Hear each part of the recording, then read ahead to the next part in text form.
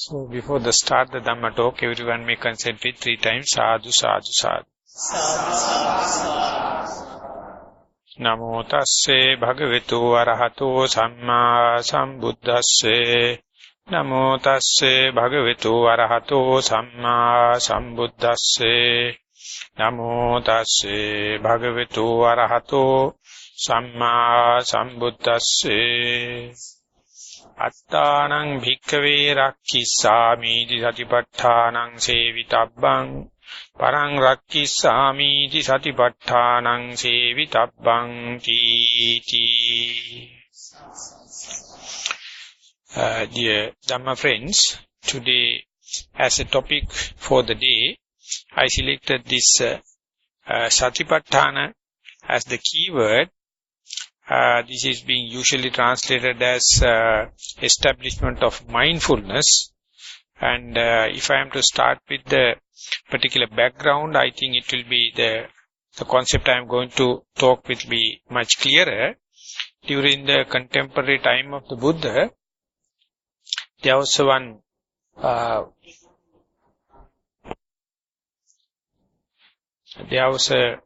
during the time of the Buddha, there was one incident that one person belonged to a particular caste, found their livelihood is not much attractive, so therefore he called his assistant and told, we have to do some circus or kind of acrobats, so therefore you better balance a bamboo pole upon my shoulder and you climb up there and then show your acrobats. And the assistant also consented. And they are in the front of the group or people. When the assistant was climbing and balancing on the pole, the bamboo pole, the master told the assistant, you have to take care about myself and I will take care about yourself. So likewise they were mutually in the agreement to take care about the balance of the both. And then the assistant reinterpreted the same. Instead, master, I would like to say, you take care about yourself, I will take care about myself. And that is the way I think we can protect the balance. And citing this example, the Buddha says, he appreciated the disciples' view, where you can take care about yourself, I'll take care about yourself. By the way, in that way, we can maintain the balance and perform the circus. And citing this example, the Buddha says, if someone wishes to protect oneself, he has to meditate or contemplate on this mindfulness. Equally, if someone wishes to protect the society at large, still the same thing, you have to be mindful. So this is how the background come into being in this particular sutta. It is being cited in the Tipitaka, in the Samyutta Nikaya, and known as the Sedaka Sutta. So it is somewhat related to one's own liberation and meditation and the mindfulness. And further, it goes beyond there and go to the social security and the well-being of the others. And in this particular sutta, the Buddha find the relationship between one's own mindfulness and how does it helps promote the social security and you protect the others. So usually, mindfulness as such, considered as something selfish. Many think that when someone becomes mindful, he has to close his eyes, sit in a cross-legged way, and go to a forest, or to under a tree, or a solitude place, secluded place, and therefore it is a kind of escapism, it's a kind of going away from the society. So therefore, whenever someone going to take up this meditation of mindfulness, the dear and near ones will complain, telling that you are escaping, you are quitting from our day-to-day activities and the social affairs. So therefore, easily he will get victimized for this accusation of selfishness. But the Buddha, from its very deep sense, he says, he who protects himself is naturally protecting the society at large. And for both, in the sense the protection of oneself as well as the protection of the society at large, is for the both, so only single theme, that is the mindfulness. If I am to cite yet another example to give this kind of some more dimensions towards the mindfulness, I would like to present some of the synonyms you find in the canon in explaining the mindfulness, namely the diligence, the appamada. Appamada also have such a deep core meaning, and in the canonical as well as the commentarial exegesis indicates, the mindfulness and the diligence are being treated as synonyms. And one day, during the time of the Buddha, as almost all the Buddhists knows, the King Kosala visited the Buddha and presented kind of a paradoxical question. Bhante, whenever I come to you, I come to the monastery and listening to you, I feel very happy and contented, and completely I forget about the duties at the palace. And I am happy to be, but invariably I have to go back home, go to the palace, and when I go there I completely forget about yourself. I completely forget about this self-discipline or any kind of mindfulness, and therefore I find these two things are completely contradictory. But therefore I feel some kind of imbalance, ambiguity. So would you, Bhante, present a kind of a single Dhamma or single principle which can harmonize both? Then there also the Buddha says, the diligence is the single Dhamma that helps promote this kind of spiritual and religious affairs as well as the secular affairs.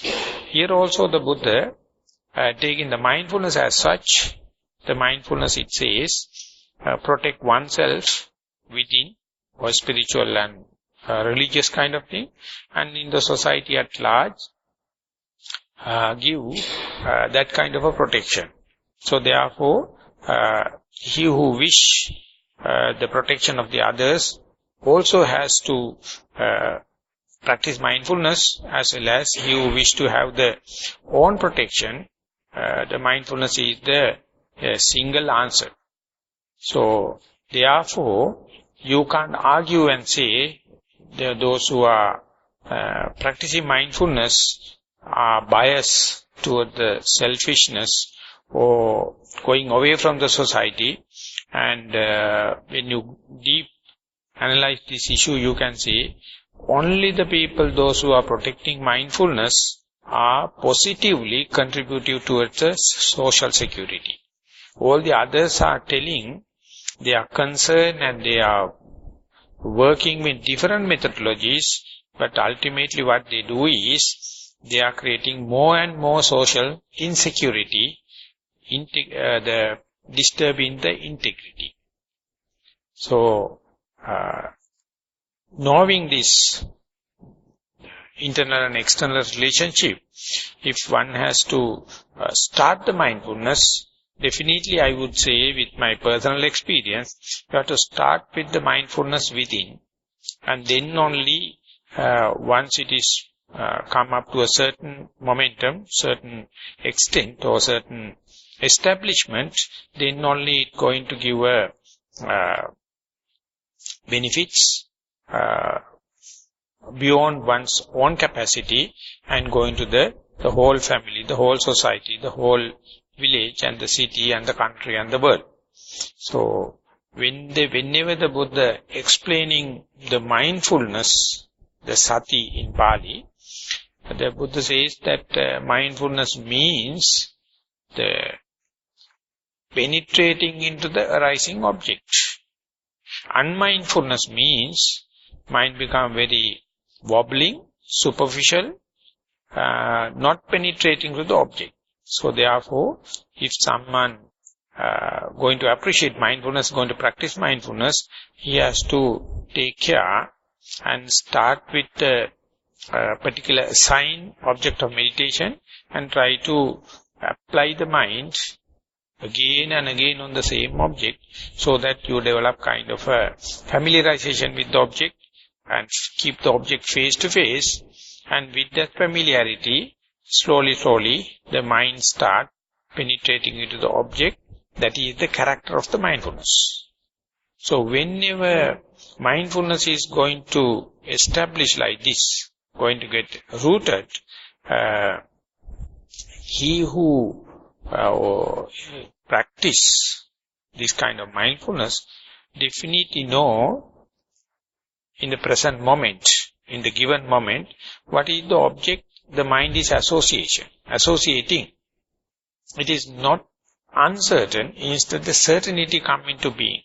Even though mind is very swift, even though the objects are very swift changing, the person who is developing mindfulness can come to know this is the object for the moment mind is associating. So likewise that the kind of confrontation and the certainty can come into being. This is the function of the mindfulness. Whenever the mind is mindful, he or she can understand what is the simply the object of meditation the mind is associating in the given moment. And when these two come into being, when the penetration happens and come into awareness, this is the object what I am associating, that is how this protection is manifested. That is how the self-protection as the manifestation of the mindfulness come into being. Then only you will come to know if the mind is not so trained, not so mindful, not so diligent, not so vigilant, it has no simply agenda. We don't know the mind is working with whose agenda. So whenever someone going to start the mindfulness, slowly, he or she will come to know that how themeless, backboneless the activity of the mind. So therefore, those who are starting mindfulness, or beginners, amateurs, always get disheartened because of the difficulty of establishment of mindfulness. One of my teachers in Sri Lanka, he told this is the first and foremost result of the meditation, that you come to know your mind is not following any rule, it is working without agenda. Understanding that very nature itself is the first and foremost result of the meditation. First and foremost result of the mindfulness. That in the sense, ungovernability, uncontrollability, it is working with whom, with whose agenda no one knows. So therefore, understanding this attribution the Buddha has given, one has to develop the good faith and keep on practicing with good the instructions. And at the beginning, this kind of unexpected uncontrollability come into being. But whenever the mindfulness slowly getting the momentum and continuous, then one develop the verifiability and the predictability of the mind. It is happening painfully slow. Though it is happening in a systematic way, at the beginning the momentum gathered in the very painfully slow manner. Once it is gone there only, you will come to know the ways and means how to keep the object in view with, how to keep the object face to face, how to keep the mindfulness thought moment to thought moment in the consecutive thought moments. So therefore, your own mistakes, your own early mishaps become your own teacher. And of course, there may be some formal teachers and instructions and meditation centers and all the kind of thing. They are just giving you the conducive conditions for this noble quest to carry out. And when you go and more, you will come to know, more and more you become mindful, you know where the mind is, where it is directed at. And that is how the protection come into being. So, even though if you have the private armies or well-regimented armies, if the mind is not so controlled, you are completely vulnerable.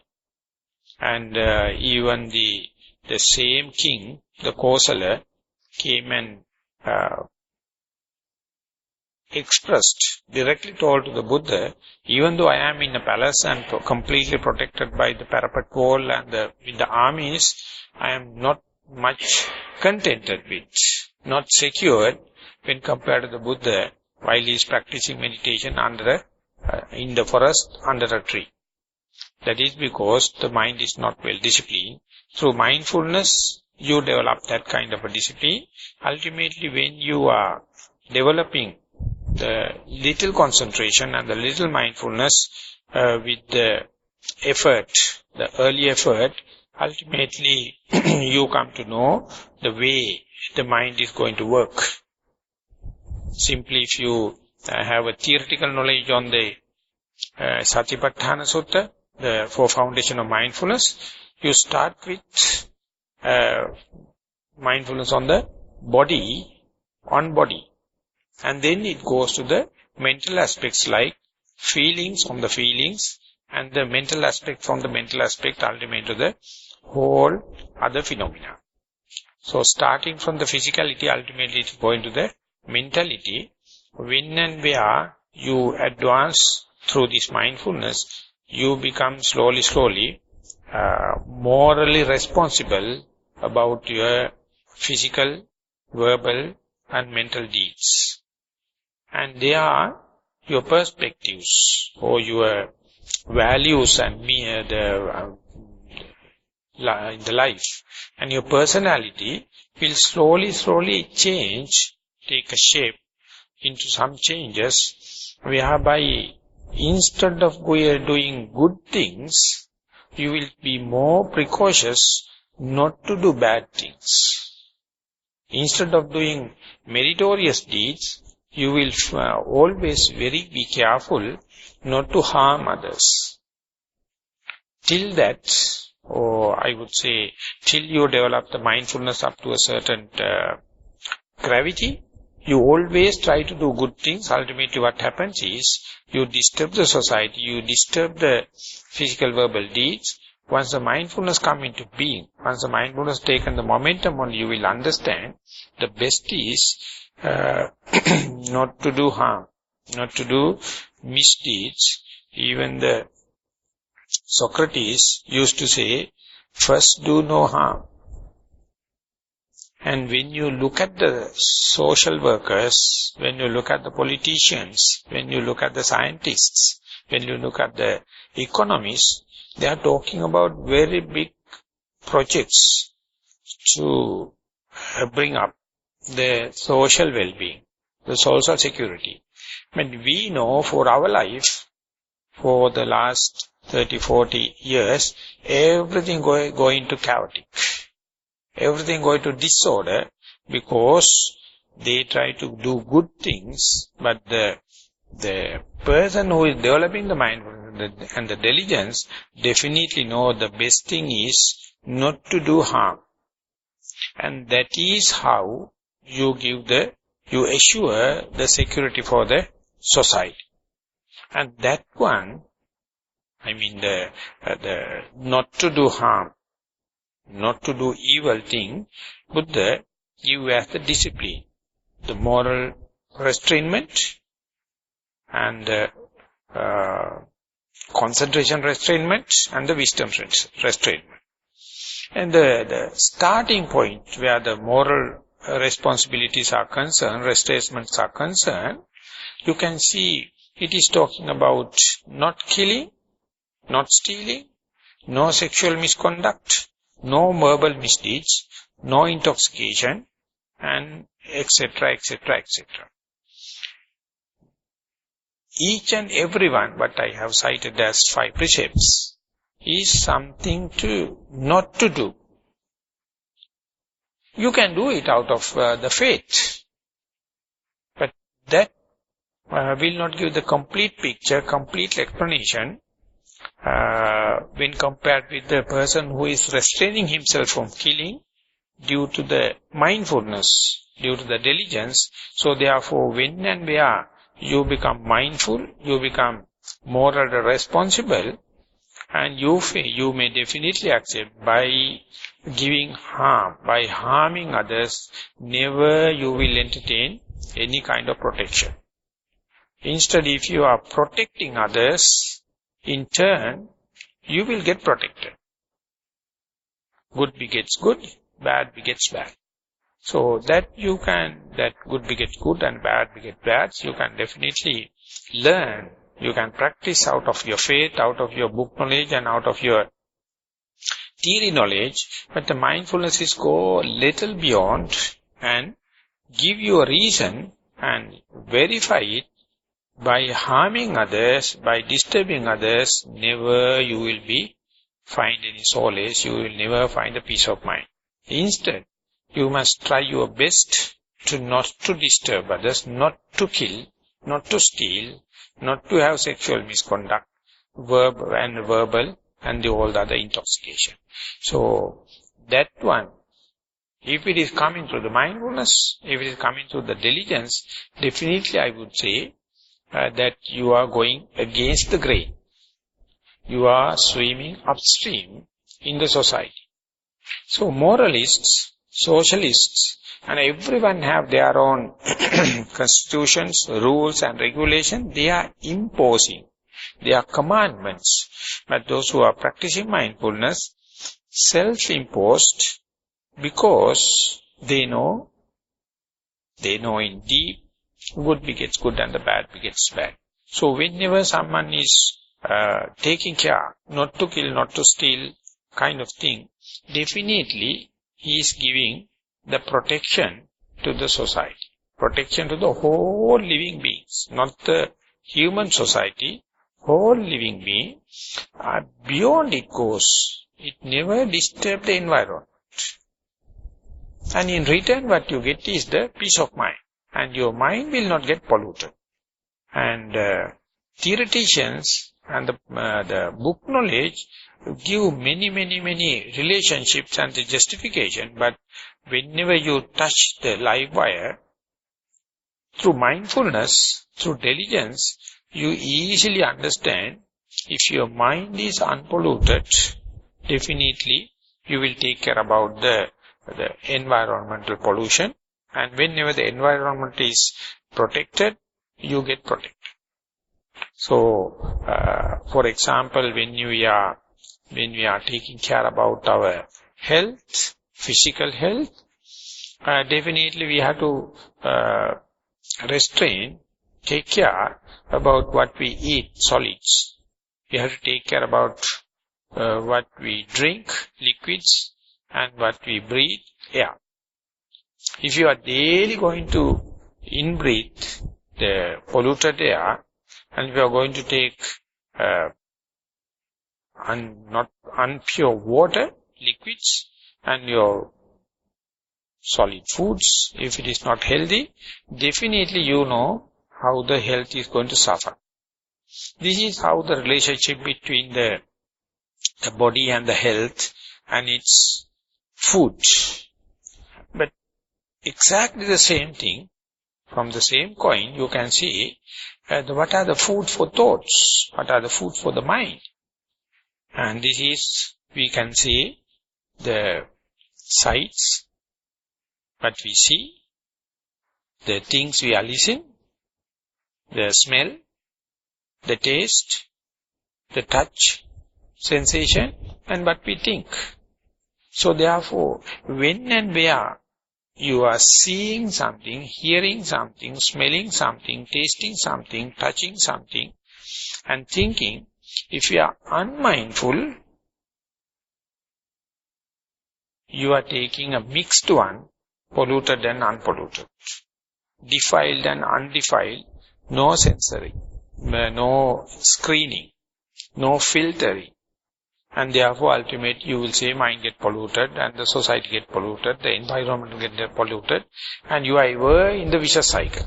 So therefore, whenever these transaction at the sense doors happening, if there is no doorkeeper, if there is no mindfulness, if there is no diligence, definitely there is no second person polluting you.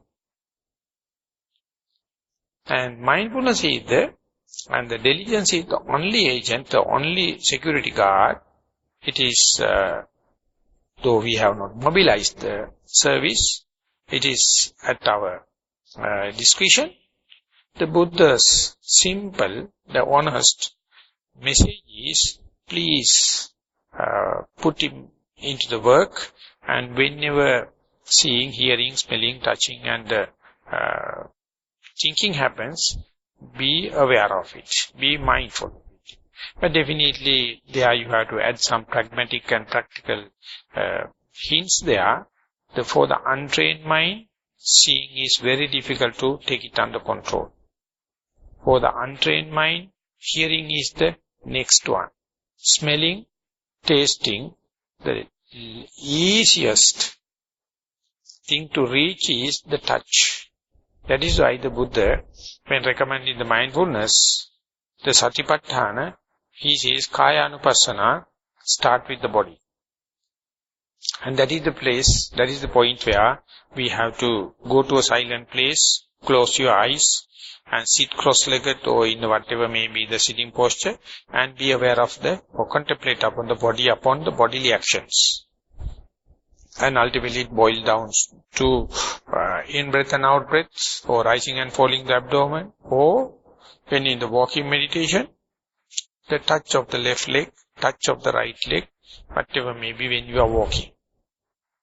And when you get up and go to the day-to-day activities, there also, even though it is not sharp in mindfulness, each seeing, each hearing, each smelling, touching, tasting and thinking, if you can do under the light of mindfulness, then only you will understand how vulnerable you are if there is no such a security guard, the doorkeeper.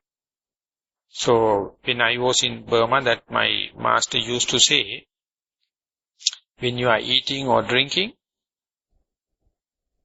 if you chew and if you macerate long time whatever you are eating and drinking, it gets enough time for the saliva to work, and the digestion will be very simple, very easy.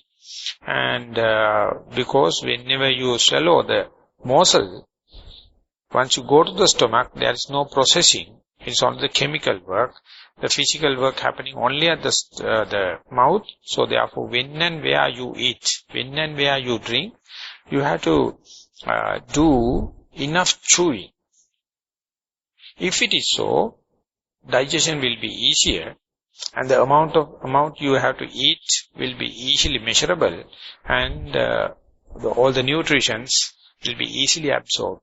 Instead, if you are going to take morsel after the morsel without chewing and due to your hunger, ultimately it will give a heavy cost, difficulty for the stomach and indigestion, and all the other difficulties happen. Likewise, in the meditation, if you are going to take a lot of objects, seeing, hearing, smelling, touching and everything in the go-go show in the fast, the weak mindfulness cannot tackle everything.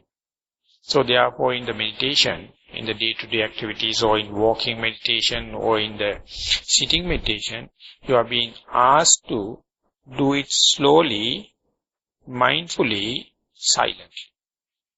That is for the beginners. So once it is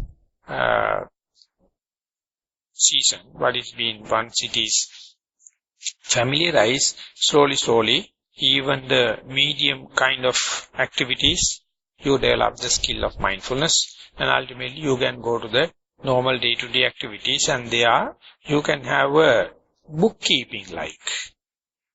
when something, scenery happens or hearing happens, how was the mental coloration? Was it happy? Was it unhappy? Or was it neutral? So, when and where such a phenomenon going to take place, you can have a record, you can have a bookkeeping, and then only slowly you take responsibility about the mental health. And as far as the mental health is concerned, even though your physical health and the security bodyguards and the other arms and the regimentation can take care, but the mental health, there is no second person can share with you. That is why the Buddha says, even though he give very good instructions, he says, I have nothing to do, I can't do anything upon for the progress. So you have to do yourself. So when you are taking care about yourself, your mental health will come and will be helpful for you, and in turn you will be restrained not to harm others, not to kill, not to steal life, and definitely the society also will get the protection. So this is very slow, but definitely going to give a beneficial results. So earlier, whenever the mindfulness or this kind of meditation introduced specifically like societies like the Singapore or America and all the kind of thing, they considered it as a mystic. They consider it as something away from the society. So it is cult or mystics like. So therefore they categorize in the wrong way. But ultimately when the society go to a corruption, unrecoverable, and now only they come to know the mindfulness is the answer. Not only for the mental health, but the social problems also. And that is how the present day, with the modern developed the scientific and the technological world, slowly again the mindfulness is going to get the momentum. I don't claim, I won't say it is happening at large level. But the little fraction of people, those who have worldly accepted or recognized the value of mindfulness, they are day by day reconfirming the same thing what the Buddha says. So therefore, if you wish to have one single thing which protect the society as well as yourself, the simple answer is the mindfulness, and or you can say the diligence, sati, or appamada. So therefore, knowing that one must not postpone it. Because we don't know at what time we are going to face troubles. The mishaps befall upon us. So by that time, if you have already developed mindfulness, you are disadvantageous, double disadvantageous. So therefore the Buddha says, knowing these values of the mindfulness and its internal and external benefits, one must not postpone it. The simple postponement is known as pamada, the negligence. The appamada is the one the Buddha is always prescribing, that is called diligence. And as far as the diligence is concerned, as far as the mindfulness is concerned, it has no concern about the age. It has no any concern about the sex, male or female, whether it is ordained or not. Now the American scientists now raise a famous question, is this mindfulness Buddhist? And His Holiness Dalai Lama's single answer is, no, it is humanistic. It is a human. Because mindfulness is not a subject for the other beasts, for other animals. So only for the humans. So ism, the religion and all the kind of thing, going to give the sectarianism, but the mindfulness they have recognized not under anyone's authority.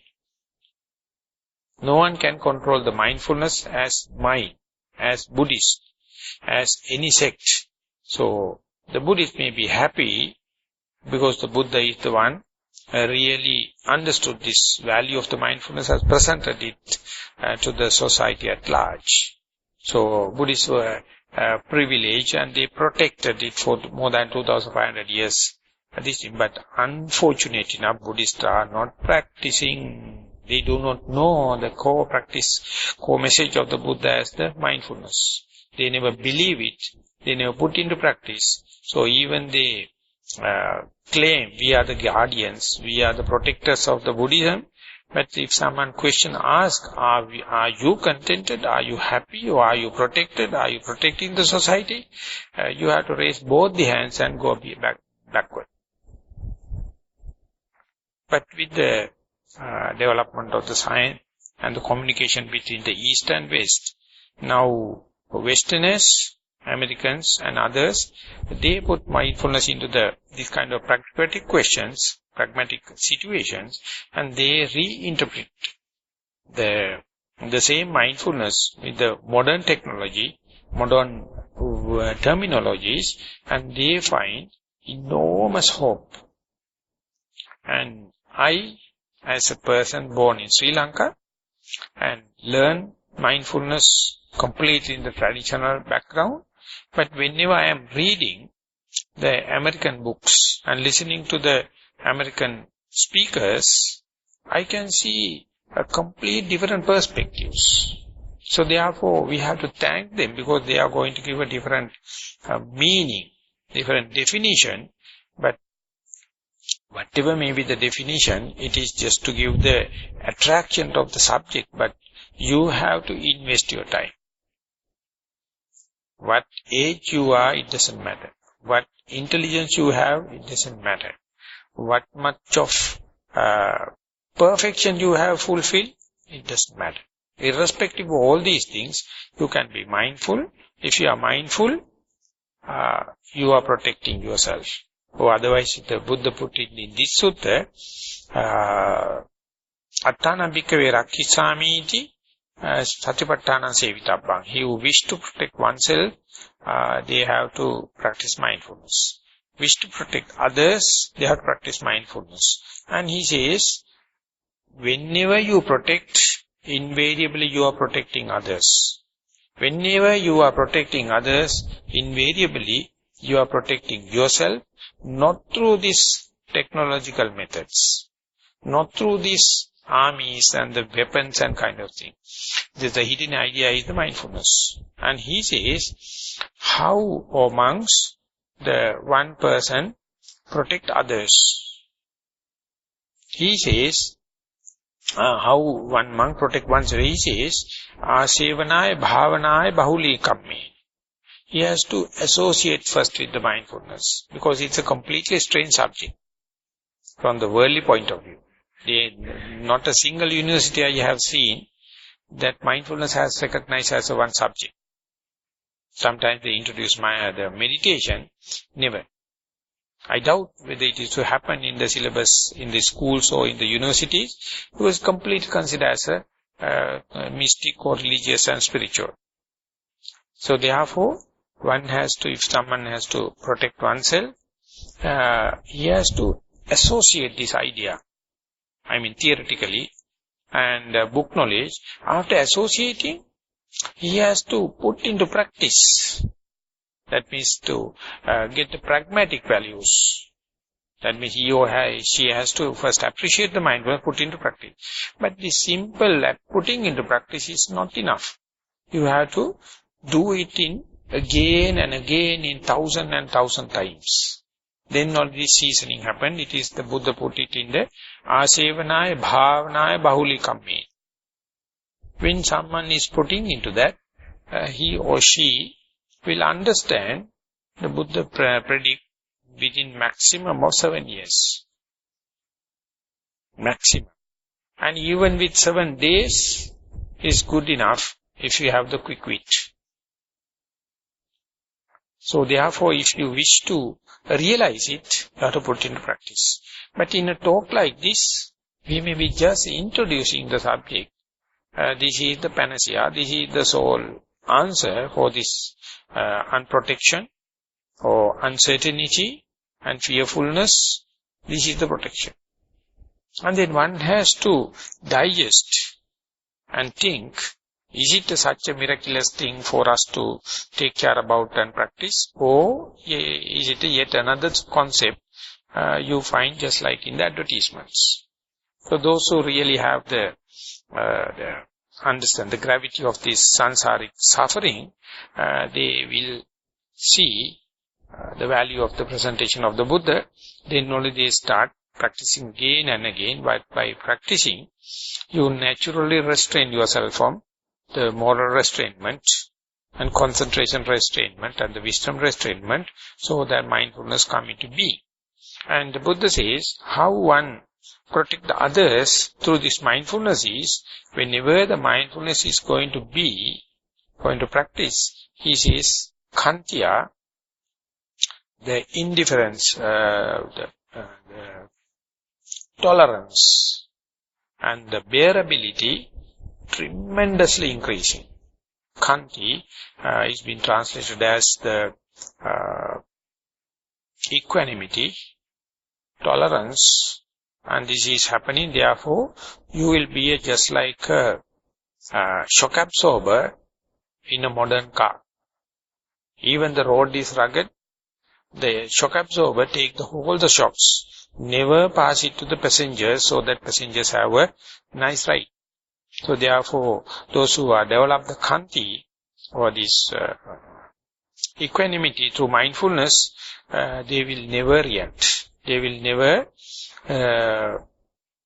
retaliate. Instead, they will take it up and restrain themselves further. And out of kanti, avihimsa, never develop thoughts, never develop words, never develop deeds to irritate others or harm others.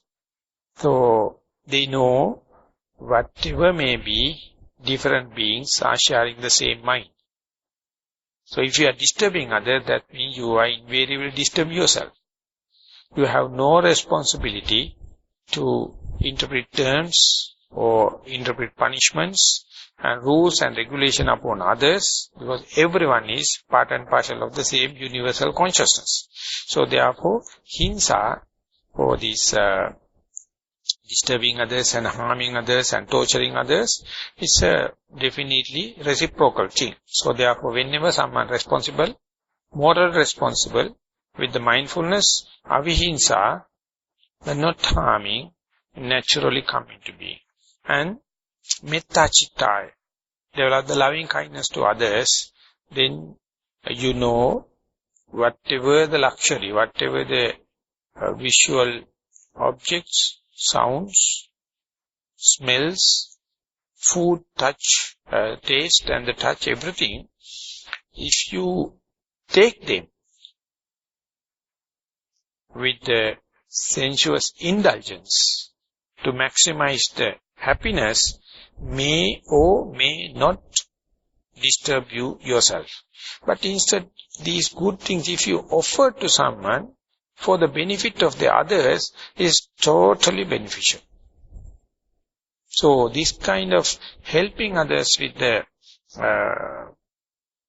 well-being of the others is the basic idea of mindfulness, the loving kindness. So whenever you become mindful, you are naturally become soft, naturally become, develop the loving kindness to the other beings, not only the human, even to, as I mentioned earlier, the other beasts, other animals, as well as even to the trees, even to the Mother Earth, the metta can happen. Anuddayata means that you have the very sympathetic ideas towards the others. So that is how your inner quality is going to pervade to the society, and ultimately society, there will be a harmony between yourself and the society. There will be a harmony between your physical and mental health. There will be a harmony between your left hemisphere of your brain and the right hemisphere of the brain. A harmony between your brain and the heart. Presently, they are working completely different. So that is why the friction, that is why this insecurity. So if you wish to have security or protection, the core issue is mindfulness. And that is the basic teaching of the Buddha, And sorry to say, even the Buddhists never recognize. So I would really appreciate that some Westerners, as well as the really practicing Asiatic monks, they try their best to keep this mindfulness in the forefront, but it's a losing fight. Everyone say the devotion Saddha is very popular, very colorful, very resultful, therefore they put forward Saddha. Or they would say the energy, the perseverance, the striving is the main thing in our life, so we must strive through. So they may appreciate and talk about the virya, and sometimes they talk about and appreciate the concentration, the samadhi, and many are unanimously supporting the wisdom and the panya, but no one appreciates mindfulness. But if you are really observe all these saddha, virya, sati, samadhi, panya, mindfulness is the real organizer, the predictable, credible agent going to give the results. So whenever you understand the faith as faith, the energy as energy, mindfulness as mindfulness, concentration as concentration, and wisdom as wisdom, and keep them in the correct perspective. Satipatthana, establishing the mindfulness at the foremost, first and foremost, then onward this protection is become a day-to-day affair. First you will understand your own protection, ultimately it is pervading to the whole society, and that is what the basic teaching of the Buddha, or we can say Buddhism or Buddha's teaching. So therefore, it is an individual business. Mindfulness happen only the one dimension. Here now I am. There's no two people involved. But once it established, definitely it's going to give this informal relationship with the whole society. So therefore, just like a shock absorber in a car, everyone get benefited. So therefore, don't wait till you're going to get the credible results or tangible results or concrete results. You have to start asevana, bhavana, bahulika kamma. That means even if you are not meeting a second person on your path, don't hesitate. But this path is something special. This path is something against the grain. This path is going swimming upstream. So therefore, I will make sure mindfulness will never become a popular issue. It will be never appreciated by the majority. So if you are going to give a democratic kind of a ballot, definitely mindfulness will be the best loser. Or the utter loser. Never gaining. So therefore, if you really believe your protection, if you really believe the protection of the society, you have to have you have to wage a silent war, make a determination, my mindfulness is the only lasting answer for my protection. This is the only answer for the social protection, even though it is very small at the beginning, ultimately it is going to give a silent sermon by the mindfulness. So therefore, Buddha, as a teacher, as a founder, done his duty. And our lineage, we have protected this Dhamma to the present day. When you read, you can see it, but you have to interpret it in the correct perspective so that you have an active role. You have a very living Dhamma in front of you, but if you neglect it, you will get neglected. If you are diligent towards that, you will get the benefits of the diligence. And throughout this sermon, what I am trying to stress is, or emphasize it, even if you are doing a private thing, even if you are doing a selfish thing, so-called, ultimate the results are definitely at large. So therefore, if you have either this social benefit or your own benefit, whatever may be the unique answer, the universal answer is the mindfulness. So therefore, those who have already started will feel happy when this kind of sermon is being delivered. But those who have not started, if the sermon is successful, they will start searching about that. And those who have got substantial amount of benefits, they will learn the correct perspective of the teaching of the Buddha. So therefore, with the idea of protection, if the question is the protection, the answer is the mindfulness or the diligence. And I hope we little people have certain amount of investment towards the mindfulness. Up to the extent of this our own investment, we have a meaning of this kind of a sermon. We have our own satisfaction and appreciation of the sermon. I hope with the time to come, our appreciation, our meaning will be ever enlarging, and always we can say, if we select the path of mindfulness, we are on the way back home. Thank you very much for listening.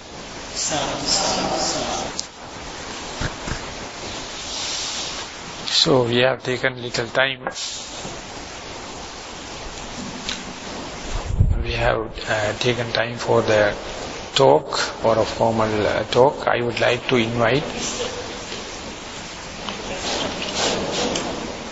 So if you have any comment or question or anything to express, I would like on behalf of open discussion.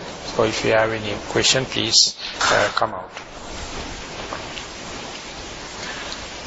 Venerable Bhante, now generally, especially in the modern life and modern societies, people consider education, money and various similar things to be the real protectors of their life as well as families and the country.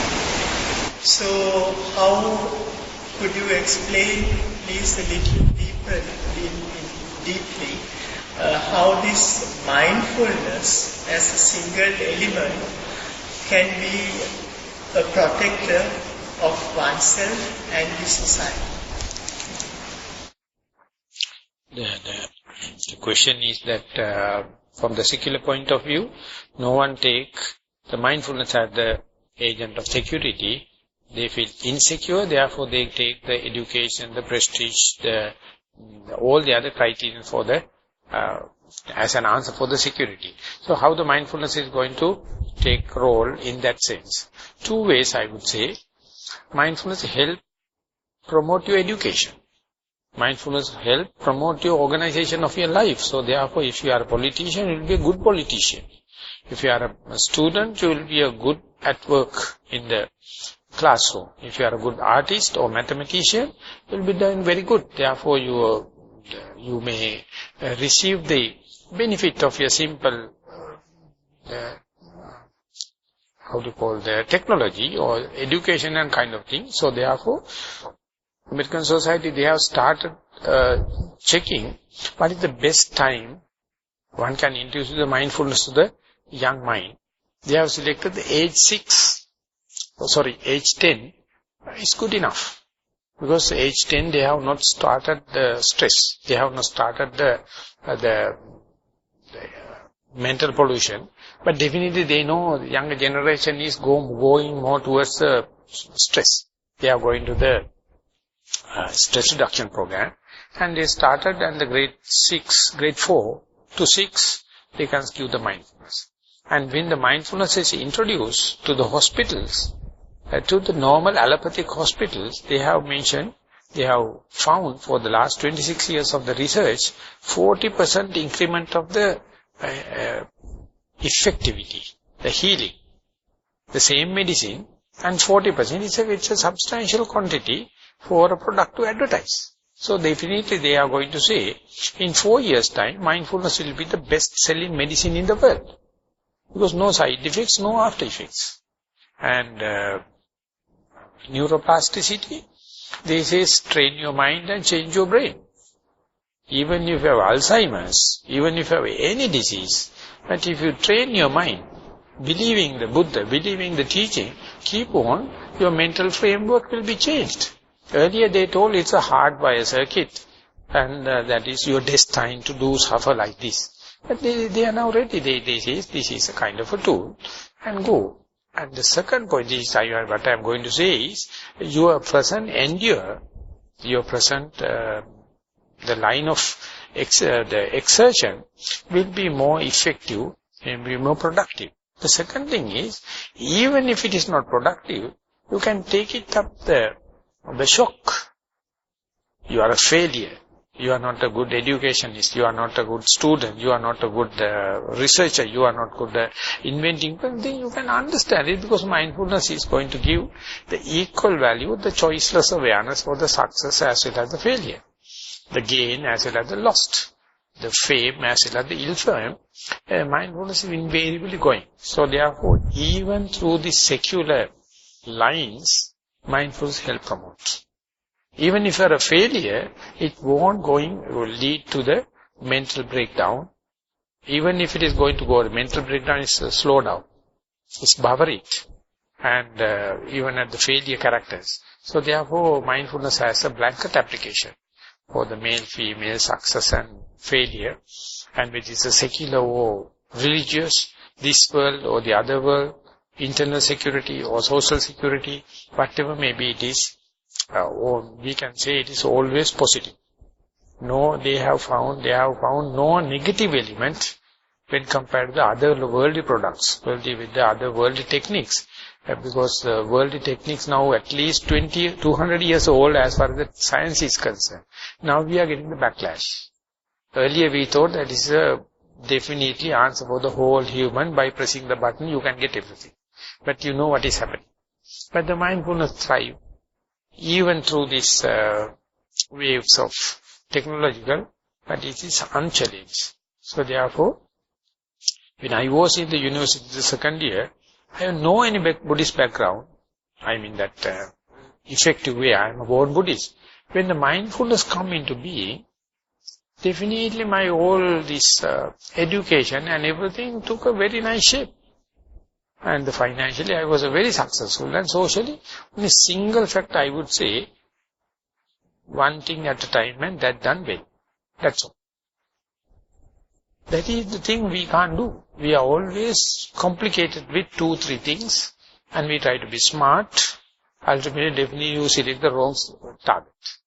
But if the mindfulness mindfully silent.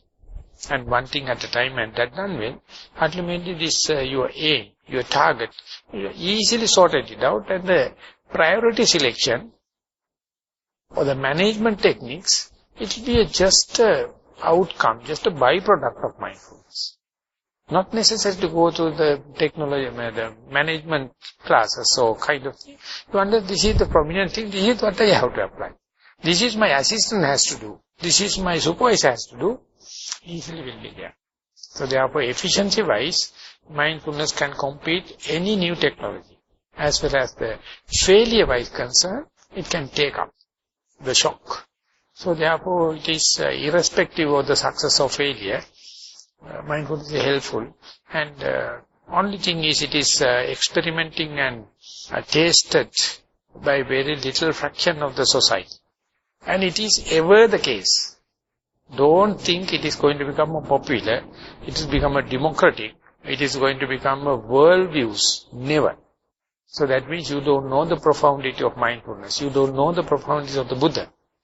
The Buddha explain it, but only very little fraction of people take it to the heart. And once you taken, there you are. You are on the way back your home. Mindfulness is in the present moment. The mindfulness has many definitions. Be in the present moment, or power of now. These are the modern terms. And instead they say choiceless awareness. When the success and the failure happen, have the equal awareness, not to be biased with the success and not to get disheartened with the failures. And they say evenly suspended attention. That some people are attentive, some people are not attentive, never mind. You have a same consideration. Or suspended decisions. Don't rush to a decision, just observe more and more. Rushing by decision, or you get committed into the phenomena. You just keep on suspended decision. and vigilant observations. So likewise that Westerners have put a lot of new terminologies in the mindfulness, and therefore my personal view is very easy to introduce mindfulness in English rather than in Sinhala, because Sinhalese Buddhists are completely corrupted. Very difficult to talk this kind of subject. They are looking through the faith, looking through the whole frame. Ultimately you miss the bus.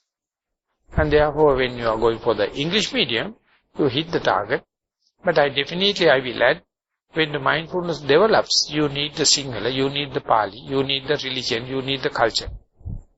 But at the introduction level, English medium, in the English language, because English is a positive language. Pali is a negative language, and Sinhala is a negative language. Very difficult to communicate this kind of thing.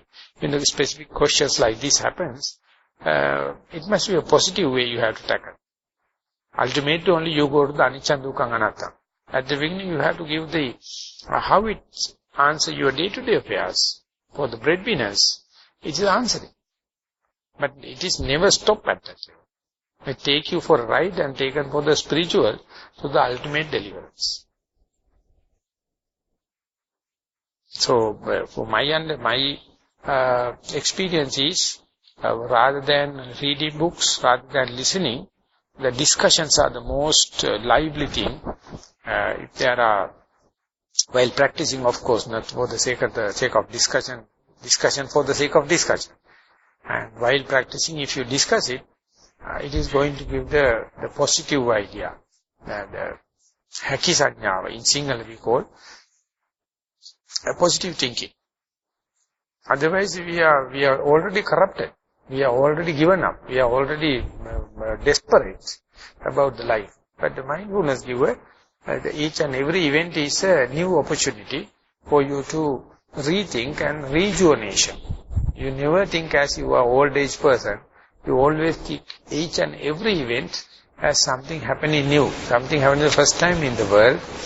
It appears like a lesson. It appears like an exercise. Whatever going to happen.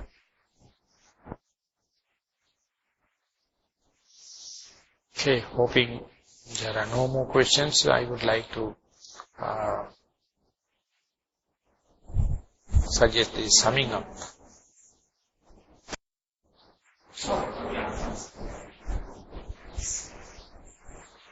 Especially in Singapore, we are so caught up in daily living. Best of your performance, the best in your field always, but nobody tells you it's not going to give you insecurity or it's not going to last. It was passing. No contentment, no security. And that is worst in America. Now, they are leading to the cliff. Everyone knows, but still the same drama is going on. Same agenda is going on. Same advertisements are going on.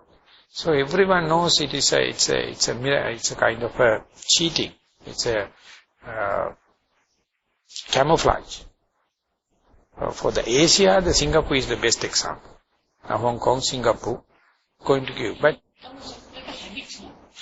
yeah, actually, now we had a discussion on this. When I used to work, this was the Asia Pacific headquarters, and I was looking after a few countries for an American company.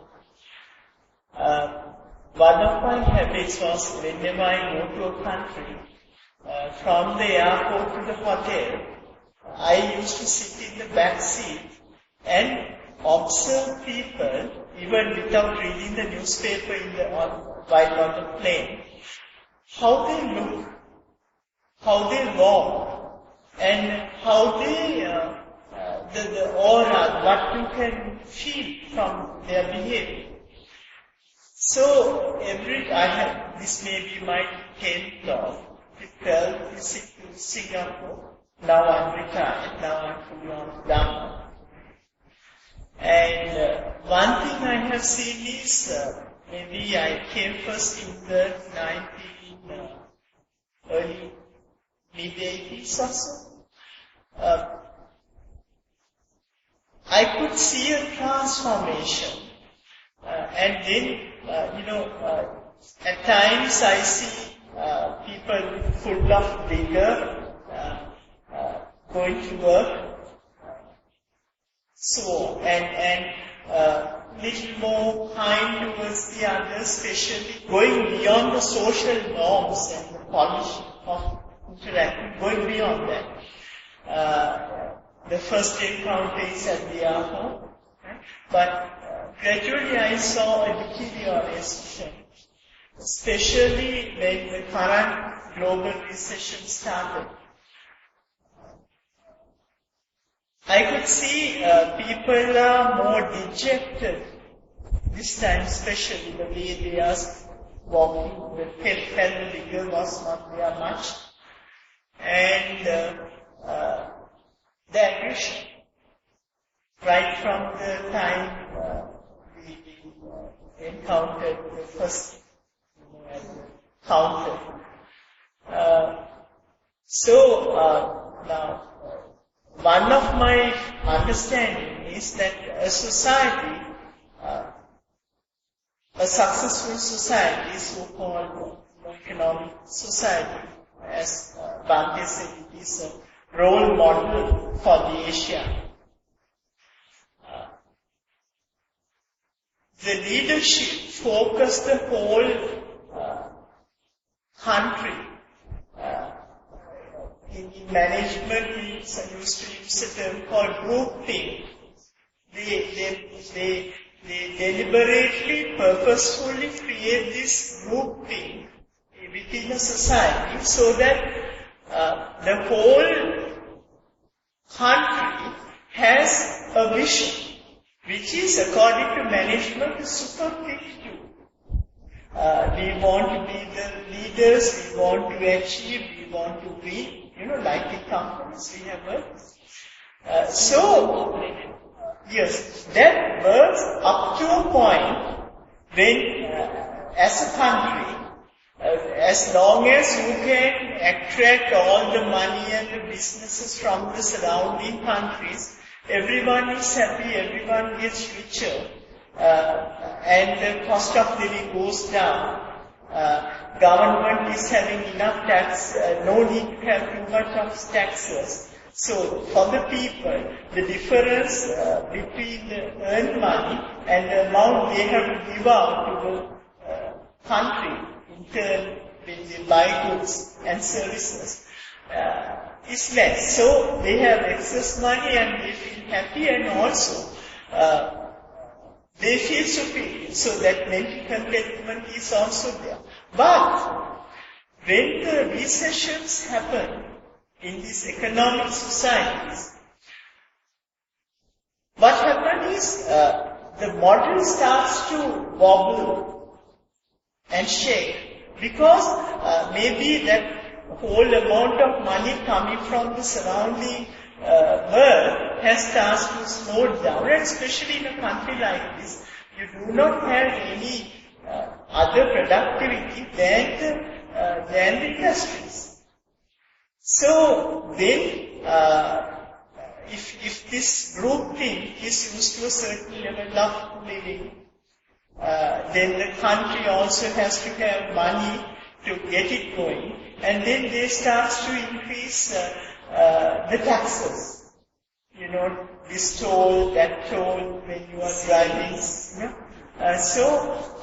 Ultimately you start to feel the pinch, and it can become unbearable, because you have been brought up to a level where you are expecting.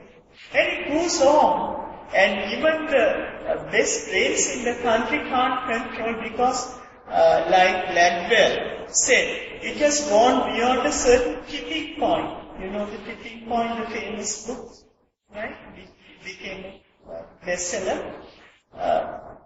We talked about this tipping point. So, these countries, they have gone beyond the tipping point, because the group think, or in Sinhala Jana Vinyana, is aligned towards a certain vortex. It's only revolving around a certain way of thinking. But the reality has changed because as a whole, the society was not mindful, not living in the moment, and they can't catch it. And now it's a chain reaction, more or less. Unless something miraculous happens and once again you start to get this money flow back, people are going to suffer more and more. This is just an observation and a comment. I don't know whether you agree with me or not, but this may be something that gets it going. It's just a point of view from an outsider.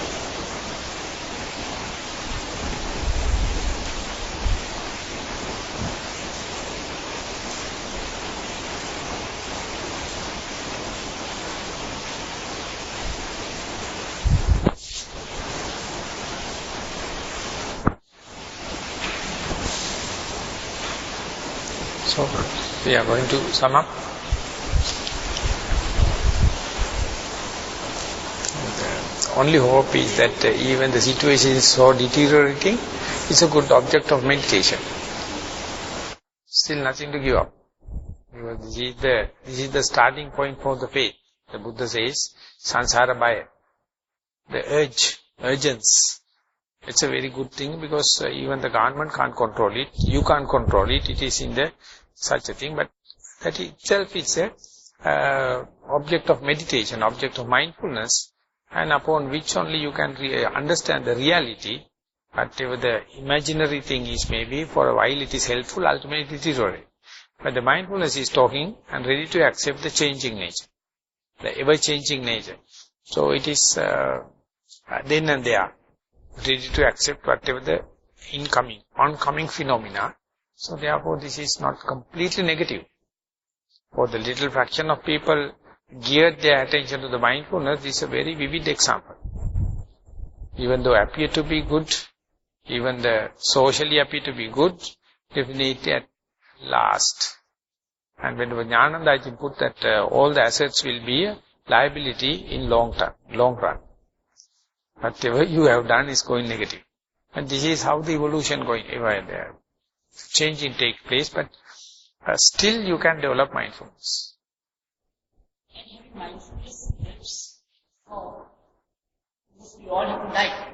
Yeah. So, when you think of that moment, mindfulness is very, very, very helpful, because otherwise you can get frightened, you can have bad thoughts, you can have regrets, but if you are mindful, you can just be aware that you are dying in.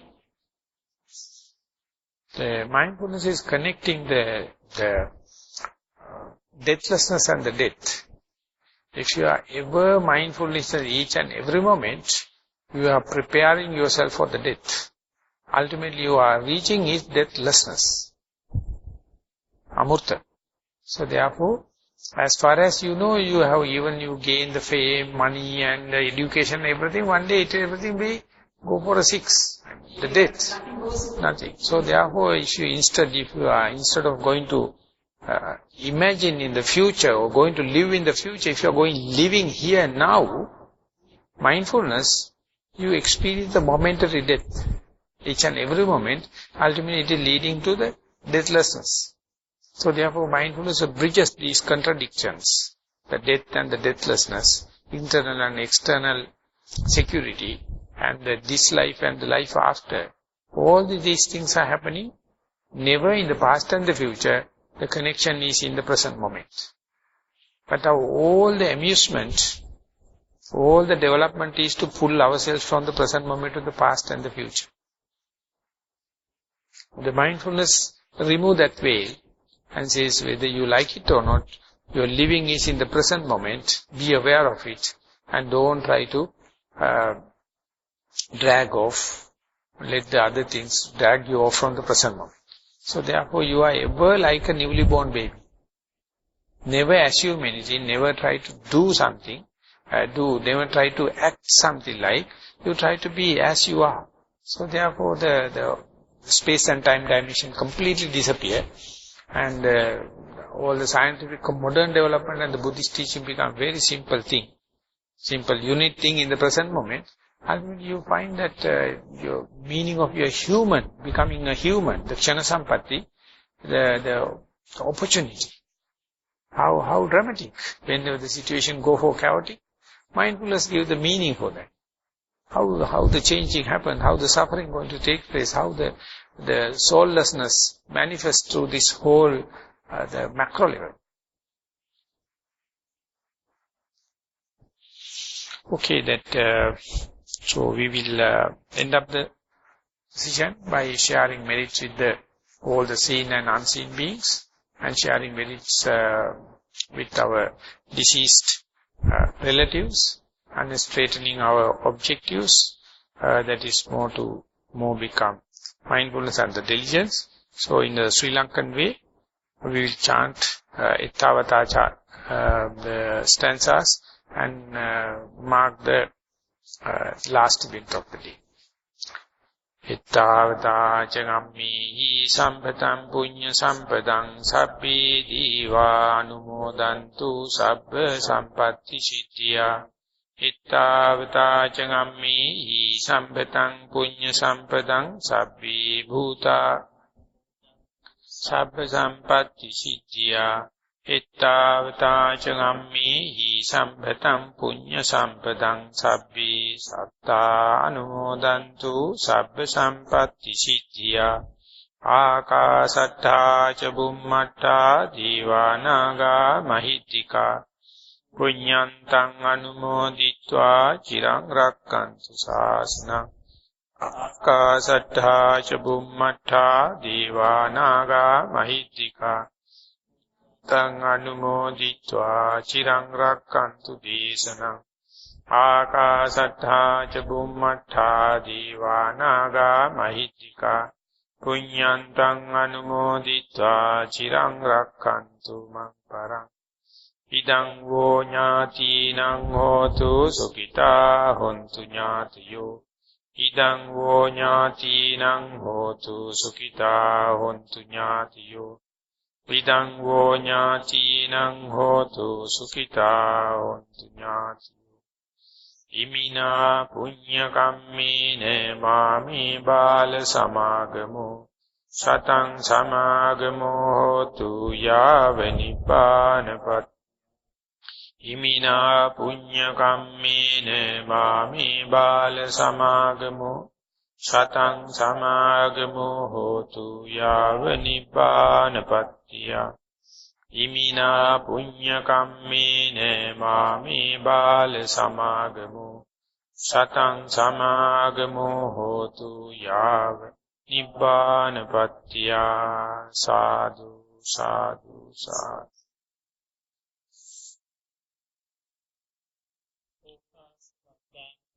Supatitva.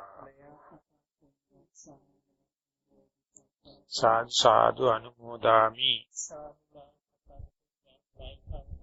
Sadhu anumoditabbang.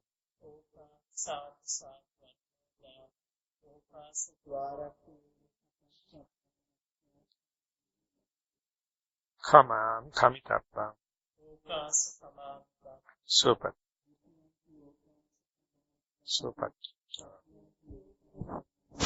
Supatitva.